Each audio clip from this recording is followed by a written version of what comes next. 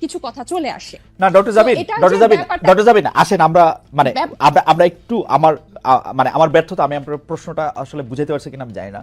আমার কাছে যেটা মনে হয়েছে যে বিএনপি গত 13 বছর ধরে, স্পেসিফিকলি বললে যে 2012 সালের পর থেকেই বিএনপি এই একটা সরকারের কাছে একটা দাবি জানায় আসতেছে, দরকার হলে সরকারকে বলতেছে ক্ষমতা চাইতে একটা সুষ্ঠু নির্বাচনের কথা বলতে। এবং এইটার মধ্যে কিন্তু বিএনপি কোনোদিন কোনো আড়াল নিতে পারে নাই। বিএনপি কিন্তু কোনো ছাত্রলীগের মধ্যে গিয়ে বলতে পারে না যে বঙ্গবন্ধু মহান নেতা, আমরা সবাই বঙ্গবন্ধুকে ভালোবাসি, এই কথা বলে কিন্তু বিএনপি রাজনীতি করতে পারে নাই। বিএনপিকে রাজনীতিটা করতে হয়েছে বিএনপির কথা বলেই, শেখ হাসিনার এগেনস্টে কথা বলেই বিএনপি রাজনীতি করতে হয়েছে। তার জন্য মামলা মোকদ্দমা জেল জুলুম যত কিছু করছে, চা খাচ্ছে। বৈষম্য বিরোধী ছাত্র আন্দোলনের নেতারা কিন্তু শেখ হাসিনার বিরুদ্ধে ফেসিবাদী আন্দোলনে গেছে হচ্ছে অনেক পরে, অনেক জায়গার পরে। সেই সময় তাদেরকে আমরা মুক্তিযুদ্ধের স্লোগান দিতে দেখছি, তাদেরকে আমরা বঙ্গবন্ধুর ভাষণ দিতে দেখছি, এবং আমরা দেখছি যে তারা নানাভাবে নানা ধরনের আড়াল নিচ্ছেন। বিএনপি কিন্তু এই সুযোগটা পায় না। আমার প্রশ্নটা হচ্ছে, যেই বিএনপি এত ত্যাগ করলো, এবং তারা কিন্তু সরকারে গিয়া 3 জন মন্ত্রী হয় নাই, 3 জন মন্ত্রী এই বৈষম্য বিরোধী ছাত্ররাই হয়েছে। তারা কিন্তু কোনো কিছু দখল করে নাই, তাদের একটাই চাওয়া ছিল ইলেকশনে যাওয়া। এবং ইলেকশন যাওয়ার পর থেকে বিএনপিকে কি শুনতে হয়েছে আপনাদের কাছ থেকে আপনি দেখেন। আমি ছোট করে একটু বলি, আমার মাফ করবেন, আপনাদের কাছে শুনতে হয়েছে বিএনপি নাকি আওয়ামী লীগকে পুনর্বাসন করতেছে, বিএনপি নাকি আওয়ামী লীগকে নিয়ে আসতেছে। আওয়ামী লীগ দিয়া বিএনপির নেতারা যেভাবে ক্ষতিগ্রস্ত হয়েছে তার 100 ভাগের 1 ভাগ বাংলাদেশে কেউ হয় নাই। এরপরও বিএনপি কেমনে শত্রু হইল এনসিপির, এইটার কারণটা কি? মানে বিএনপিকে ক্ষমতা থেকে ঠেকানোটা কেন এত জরুরি হয়ে পড়লো? এখানে শত্রুতার প্রশ্ন না খালেদ ভাই। এই যে কেন শুধু সুষ্ঠু নির্বাচনই চেয়েছিল, নির্বাচন কেন্দ্রিক রাজনীতি তারা করেছে। এই যে হাসিনা কিভাবে এই 3টা অবৈধ নির্বাচন করে ফ্যাসিস্টের সাম্রাজ্য টিকে রেখেছিল, তাদের রাজনীতিটাই ছিল নির্বাচন কেন্দ্রিক। কারণ নির্বাচন হলেই শুধু গণতন্ত্র হবে, গণতন্ত্র ফিরে আসবে, এটা তাদের একটা রাজনৈতিক একটা চালের, এটা বা তাদের কি বলবো আমি, পরিকল্পনার ভুল বলবো, যে তারা সবসময়, আপনিই বলছেন যে তারা সবসময় সুষ্ঠু নির্বাচনই চেয়েছে। কেন তারা হাসিনার এই যে তার যে সাম্রাজ্য, 3টা বিভাগ, এই যে সবকিছু তার একক কর্তৃত্বে, একক হাতে, প্রত্যেকটা রাষ্ট্রীয় প্রতিষ্ঠানের একটা ইট পাতা যে হাসিনার কথা ছাড়া বা স্বৈরশাসকের কথা ছাড়া চলতো না, বা মানুষকে সম্পৃক্ত করার যে রাজনীতি, এটা তো বিএনপি করতে ব্যর্থ হয়েছে। এবং জনগণের কথা না বলে, জনগণ এই যে এখনো তারা যে 31 দফা বলে যেসব গণভোট অসম্ভব বলছে, যেসবে আমরা জনগণকে সম্পৃক্ত করতে চাচ্ছি, বিএনপি আবার সেসব জায়গায় জনগণকে দূরে ঠেলে দিয়ে আবার নির্বাচনের কথা বলছে। এখানে কিন্তু আপনি দেখেন তারা কিন্তু আবার জনগণকে নিজেদের থেকে দূরে সরাচ্ছে। জনগণ কিন্তু তাদেরকে চাচ্ছে, এবং তারা একটা প্রতিষ্ঠিত রাজনৈতিক দল, তারা নির্যাতিত রাজনৈতিক দল। আপনি নিজেই বলছেন যে তারা সব সময় সুষ্ঠু নির্বাচন চেয়েছে। একটা দেশের গণতন্ত্র কি শুধু সুষ্ঠু নির্বাচনের, একমাত্র শুধু সুষ্ঠু নির্বাচনের মধ্যে এই নির্বাচন ব্যবস্থাটা কি রকম, এই নির্বাচনটা দাঁড়িয়ে আছে কিসের উপর? এই যে এই নির্বাচন কমিশনার গুলা, বিচারক এবং প্রত্যেকটা রাষ্ট্রীয় প্রতিষ্ঠান, তাদের মন্ত্রিসভাগুলা কিসের উপর দাঁড়িয়ে আছে? আইন শৃঙ্খলা বাহিনী, পুলিশ, র্যাব, প্রত্যেকটা গোয়েন্দা বাহিনী কিসের উপর দাঁড়িয়ে আছে? এগুলোর সংস্কারের কথা, এগুলোর বিরুদ্ধে কথা, প্রত্যেকটা সবসময় তাদের একটা উপর দিয়ে কথা, যে চেষ্টা করা হবে, পরিবর্তন করা হবে, কিন্তু স্পেসিফিক্যালি উপায়টা কি, পথটা কি, তারা জনগণের কাছে সেটা পরিষ্কার করে না। যেটা ছাত্র জনতা বা এখন পরবর্তীতে হয়েছে, হয় আন্দোলনটা কোটা বিরোধী আন্দোলন দিয়ে শুরু হয়েছিল, এবং সব সময় কিন্তু এটা তো বাংলাদেশের ইতিহাসে প্রথম না, একটা দিয়েই শুরু হয়েছিল।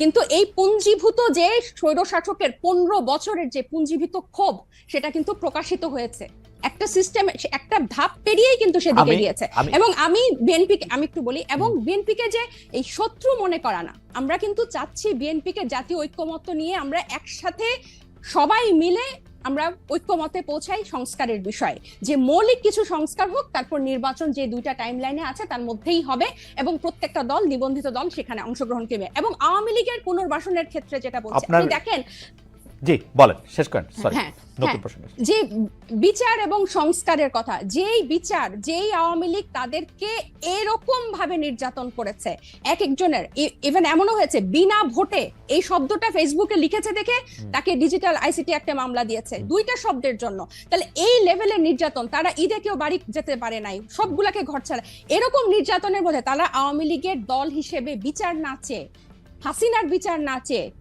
আওয়ামী লীগের বিচার না চেয়ে, না ডক্টর জাবিন আমি বলি আমরা দুইজন মানে আপনি আর আমি কি দুইটা আলাদা দুনিয়াতে বাস করি? মানে আপনি যে এই শব্দটা বলতেছেন যে তারা হাসিনার বিচার না চেয়ে, আমি তো দেখতেছি বিএনপির নেতৃবৃন্দ প্রতিটা ভাষণে, মানে তারেক রহমান থেকে ফখরুল ইসলাম আলমগীর প্রতিটা ভাষণে হাসিনার বিচার চাইতে থাকেন। গত 15 বছর চেয়েছেন, এখনো চান।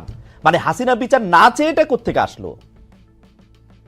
বিচার কি শুধু এই খালেদ ভাই, বিচার চাইলে আর কি এদেশের বিচার হয়ে যায়? বিচার ব্যবস্থা কি অবস্থা? না আপনি বিচার যে না চেয়ে বলতেছেন সেটা ক্ষেত্রে বলি, গত এই হাসিনা প্রধান বিচারপতিকে তার একজন এমপ্লয়ি দিয়ে তো দেশ ছাড়া করেছে আমাদের তো। এবং এই যে বিচার ব্যবস্থার প্রতি যে মানুষের আস্থা আনা, এবং আমরা কিন্তু বলছি না পুরো বিচারটা শেষ করতে হবে, একটা দৃশ্যমান বিচার প্রক্রিয়া। আইসিটি কি করছে? এই জাতিসংঘের মানবাধিকার কিন্তু পরিষ্কার তাদের রিপোর্টে লিখেছে যে এটা এখানে আন্তর্জাতিক অপরাধ হয়েছে। আপনি কি জানেন শেখ হাসিনার বিরুদ্ধে এই পর্যন্ত কতটা মামলা হয়েছে, কতটা মামলার ফাইনাল রিপোর্ট বা চার্জশিট একদম কাছাকাছি চলে আসছে? এগুলি সবগুলি বিচার প্রক্রিয়ার অংশ এবং এই সবগুলি বিচার শুরু হয়েছে আসলে। এবং সেটার দৃশ্যমান, আপনি দৃশ্যমান কি চান? দৃশ্যমান কি চান? কিভাবে বুঝবেন যে দৃশ্যমান হবে? আপনি যে বলছেন আমি আর আপনি দুটো আলাদা ভুবনে থাকি, সত্যি করে খালেদ ভাই, নির্বাচন নিয়ে শুধু নির্বাচন কিন্তু আমরা চাই না, ব্যাপারটা এরকম না। শুধু নির্বাচন নিয়ে যে ধরনের আলাপ, যে ধরনের বক্তৃতা, যে ধরনের প্রচার, যে একটা নির্বাচিত সরকার আসলেই সংস্কার করে দিবে, একটা নির্বাচিত সরকার আসলেই বিচার হবে, আর তারা এসে বিচার করবে, এটা ছাড়া এই আওয়ামী লীগ যে 15 বছরে যে শুধু তো জুলাই হত্যাকাণ্ড না, পিলখানা, শাপলা, 3টা অবৈধ নির্বাচন, তারপর এই গুম, বিচার বহির্ভূত হত্যাকাণ্ড এবং ব্যাংক লুট, মানে অন্য মাত্রার, এগুলোর বিচার, এগুলো নিয়ে কথা কি আছে টেবিলে? আমার তো মনে হয় না। যদি এরকম আমার মনে যে আপনি শুনলে হয়তো দেখবেন যে এগুলো সবগুলি আছে, এই কোনোটাই নাই তা না, এবং এর প্রত্যেকটার বিচার হইতেছেও, কিন্তু প্রত্যেকটার বিচার প্রক্রিয়া শুরু হয়েছে। বিচার প্রক্রিয়া তো আদালতে শুরু হয় না ডক্টর জাবিন, বিচার প্রক্রিয়া শুরু হয় তদন্তের মাধ্যমে, বিচার প্রক্রিয়া শুরু হয়। আমি খালেদ ভাই, আমি আপনাকে একটা বলি, এই কিছুদিন আগে যে আমাদের ঢাকা মেয়রের কে ঘোষণা করা হলো, এই বিচারের এই বিএনপি পন্থী একজনকে ঢাকা মেয়রের ঘোষণা করা হলো আদালতের রায়। আপনি কি মনে করেন যে পূর্ণ আস্থা 7 মাসের মধ্যে, 7 মাস আগে যে হাসিনা 15 বছর এরকম একটা ভঙ্গুর বিচার ব্যবস্থা তৈরি করে 7 মাসের মধ্যে বিদায় নিল, আর 7 মাসে সব ওয়াশ হয়ে গেল, সবাই এটা নিশ্চয়তা দিবে? আমি আপনাকে একটু শেষ করে, আমরা কিন্তু এই বিচার ব্যবস্থাটারও কিন্তু সংস্কার চেয়েছি, এবং সবাই যে বলে, ওনারা যে বলে যে সংস্কার দীর্ঘ চলমান প্রক্রিয়া এবং অনেক দিন ধরে চলবে এবং পানির মতো প্রবাহ, সব ঠিক আছে, কিন্তু এটার একটা স্পেসিফিক, আবার আমি বলছি, পন্থা পদ্ধতি, যে এই করলে বিচার হবে, এইভাবে এটা হচ্ছে, এতটুকু অগ্রগতি হয়েছে, আইসিটিতে এতটুকু হচ্ছে বা এরকম হবে। আমার মনে হয় যে আমাদের যে 15 বছরের যে ভঙ্গুর বিচার ব্যবস্থা, সেটার পরে যে আমাদের কিন্তু এই সন্দেহটা রয়ে যায় প্রত্যেকটা শহীদ। আমি একটু দুইটা বিষয় আপনাকে একটু বলে আমি একটু মনে আপনার কাছে, আমার মনে হয় যে আপনারা এনসিপির পক্ষ থেকে যেখানে আইসিটি ট্রায়াল হচ্ছে এবং শেখ হাসিনার অন্যান্য সহযোগীদের বিরুদ্ধে যেসব মামলা হয়েছে, সেই মামলাগুলির আপনারা খোঁজ নিতে পারেন। আমি দায়িত্ব নিয়ে বলতে পারি, বর্তমানে যিনি প্রধান বিচারপতি রয়েছেন সৈয়দ রেফাত আহমেদ, তার সময় বাংলাদেশের বিচার ব্যবস্থায় আসলে আমূল পরিবর্তন করা হয়েছে। যেখানে আসলে তারেক সাহেবের মামলা দেওয়া হয়েছে, সেই তারেক সাহেবের মামলার রায় যেখানে দেওয়া হয়েছে, সেখানে নতুন বিচারক এসেছেন এবং বাংলাদেশের প্রত্যেকটা জায়গায় আসলে সিটিং জজগুলি নতুন নিয়োগ দেওয়া